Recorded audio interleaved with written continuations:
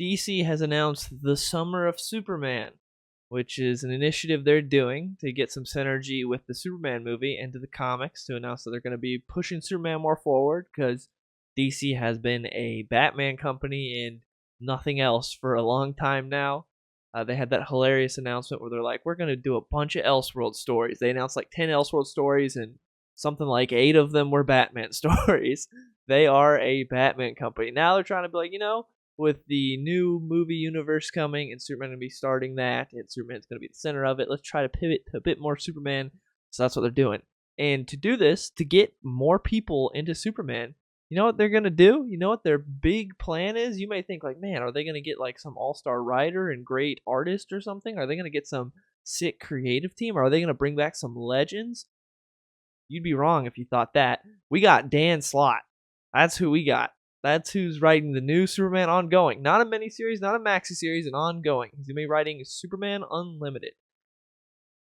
I talked about this before when it was rumored, but now it has been announced. There's no more rumor. It's fully announced. Dan Slott's coming to DC and he's writing Superman.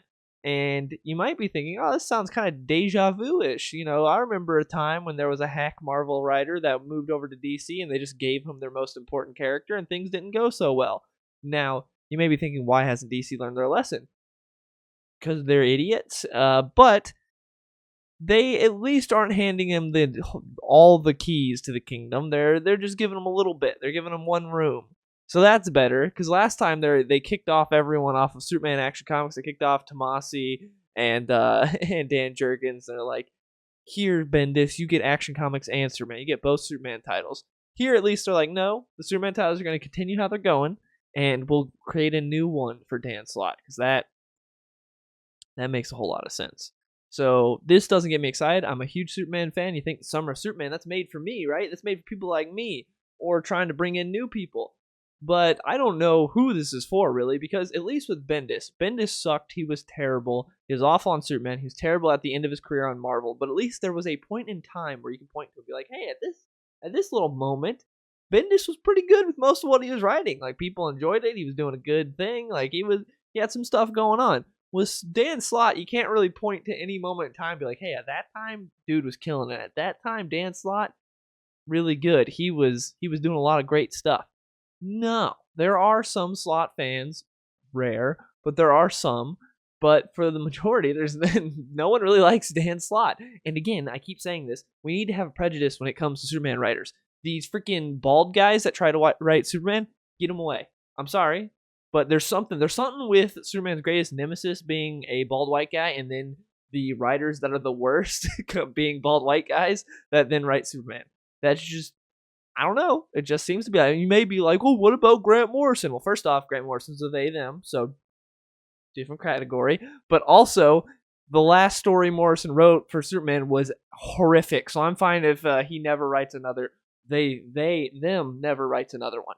So yeah, if them's never writes another one, I'm good with it, because the last one that they wrote was horrific. That oh my goodness, that last Superman story that Morrison wrote was. It's like, how is that the same person that wrote All-Star Superman? It was so bad. It was ass. So I'm good with Grant Morrison. You're a legend. All respect to you. I'm good with Grant Morrison staying away from Superman as well. I think there needs to be we need to do like a hair follicle count if you're going to be writing Superman. That's what I think. I think these bald guys, keep them away. Keep them away from Superman. That's my prejudice when it comes to Superman writers. And freaking, that's what we got here. Oh, dude, you got Tom Taylor, Tom King, freaking Bendis, now Slott. These bald guys, keep them away. Sorry, there's my bald rant. But yeah, just don't let them write Superman.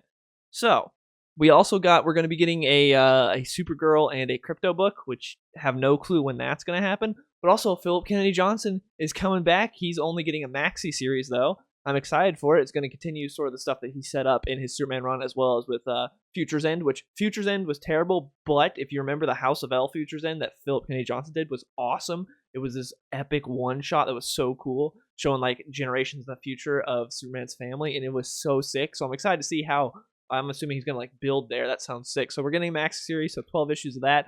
But you may be thinking also, hey, there's a proven Superman writer that did a lot of great stuff, had a legendary run, one of the best ever, not even just of like the last few decades, but the Warworld Saga is one of the best Superman stories ever, in my opinion, and has proven himself as being capable of writing Superman, understanding the character. And then you have Dan Slott, who hasn't proven he can write any character competently. It's like, who do we give the limited series to, and who do we give the ongoing to? Yeah, it's a real hard question to answer, at least for DC, apparently, because they're just a bunch of idiots. So that doesn't make me too excited there. But at least we're getting Philip Kennedy Johnson back. Also, fun fact, Philip Kennedy Johnson has hair. Fun fact, is a good Superman writer. Just saying, a little bit of a connection there. Another bald guy that's ruining Superman right now? Jason Aaron. Jason Aaron, another bald white guy that's doing bad on Superman. A lot of people are enjoying what he's doing on Absolute Superman. I don't understand why. I actually am having fun with the other two Absolute books. I like Absolute Batman. I like Absolute Wonder Woman. But Absolute Superman is bad. It's really bad. And I hate seeing people that are like, oh, I never was into Superman before, but I'm really digging Absolute Superman. It's like, oh, that's your introduction. That's what you like? Oh, no. Oh, it's upsetting. But that's what we got going on right now. So as of right now, for the Summer of Superman, we got Superman, which, is being from Joshua Williamson, which is pretty good right now. It up and down. Joshua Williamson is going to be cutting back on books, I believe, so hopefully he's able to focus more. But lately, it's been pretty good. I don't like the whole Lois having superpowers thing. As long as it's a limited time, I'm okay with it. But if it overstays its welcome, Lois having powers, I don't think is a good idea. But right now, I've so far enjoyed what Joshua Williamson has done with Superman, and I think it's been better than it was before. I think, again, it's up and down, but I like Williamson. I'm glad he's staying on Superman right now. Then Action Comics is where they're doing their All-Star Initiative. I think it's John Ridley on there right now, the guy that wrote the one where Superman got sexually assaulted in like a prison camp. He wrote that Superman story for Superman, was it Red and Blue? Yeah, he's writing Action Comics, I believe, during the Summer of Superman. So that's great. And then whoever's going to take over after him. But the Action they get someone on, they write like an arc or two, and then they get a new all-star writer. You might be thinking also, John Ridley, all-star, what did he do? He's done nothing good in comics, but he wrote a movie. Whoa, because again, comics is the most insecure medium there is. Like, the comics industry is so insecure and so just thinking they're so at the bottom that when you get a movie writer is gracing our industry with their presence, oh my goodness, they're an all-star. No, they're not. John Ridley's written jack shit.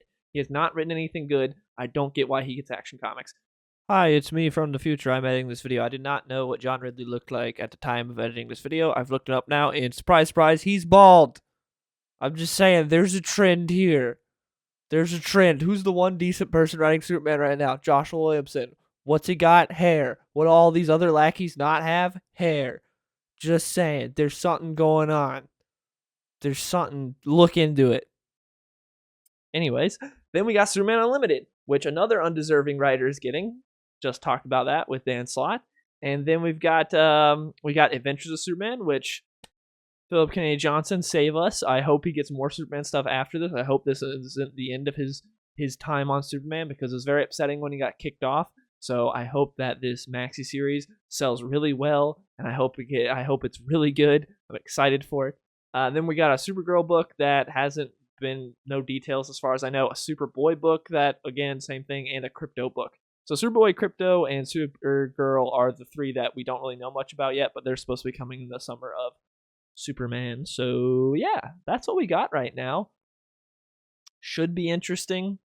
I hope the movie's really good. I would love for Dan Slott to just suddenly realize he has a talent for writing when it comes to Superman. That would be great. I'm not rooting for his downfall. I don't want him to be horrific. I have a brain, so I know how it's going to go.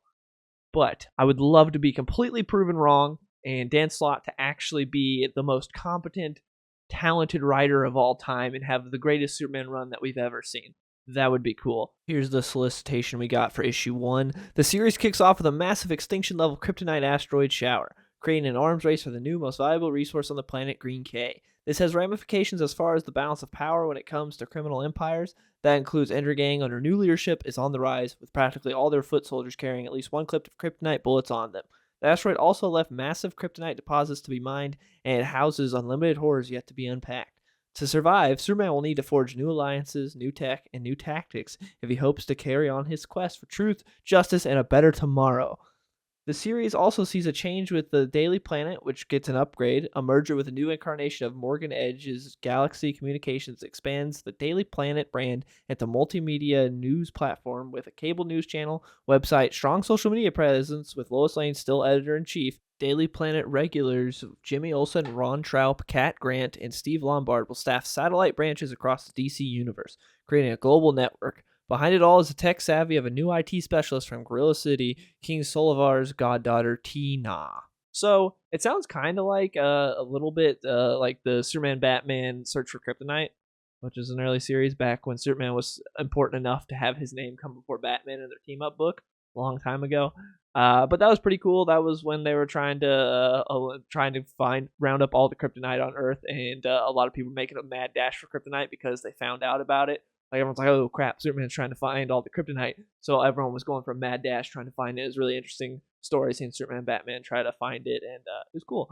And that's what this kind of sounds like, where not necessarily that they're going on a search for it, but it's creating like everyone's trying to get some kryptonite because it's everywhere. But also the thing that's kind of boring about this is like kryptonite isn't really rare.